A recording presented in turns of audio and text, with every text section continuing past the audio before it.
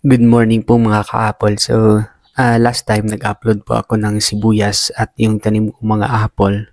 So, after 8 weeks, so, or mga 2 months, nakapag-start po kami mag-harvest ng spring onion. So, ayan po siya. So, madali po magtanim ng spring onion. So, ayan, ganito po yung pag-harvest ng spring onion. Binubunot lang and then tinatanggalan ng lupa. So, ayan lang po. Madali lang po magtanim ng ganitong klaseng crops and then madali rin pong mag-harvest nitong sibuyas. Ayan lang po.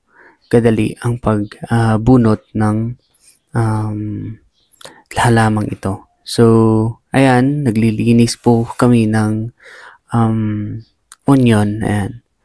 So, kinukuha po namin yung mga medyo nag-brown ng mga dahon para mas maganda naman kapag i-deliver na po sa market.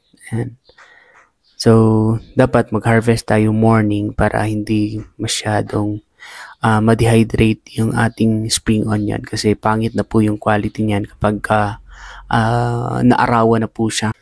Talagang mabilisan po yung pag-harvest and paglilinis nitong spring onion kasi sabi ko nga po, bababa yung kanyang quality kapag naabutan tayo ng matirik na araw sa pag-harvest nitong spring onion. So ayan po, ang bilis nilang maglinis ng ating mga harvest.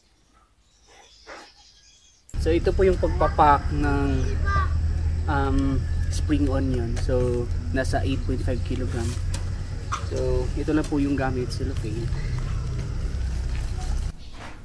So, sa pagpapak naman po ng ating spring onion, dapat po nating iwasan na mabali yung kanyang mga dahon. So, careful po talaga tayo kapag nagpapacking po tayo ng spring onion kasi mas madali pong or medyo may pagka-brittle po yung kanyang dahon.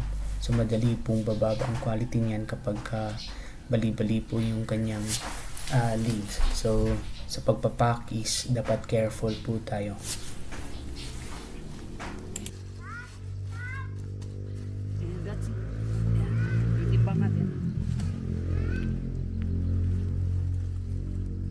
Oh, ayan. Kulang ng 1 gram.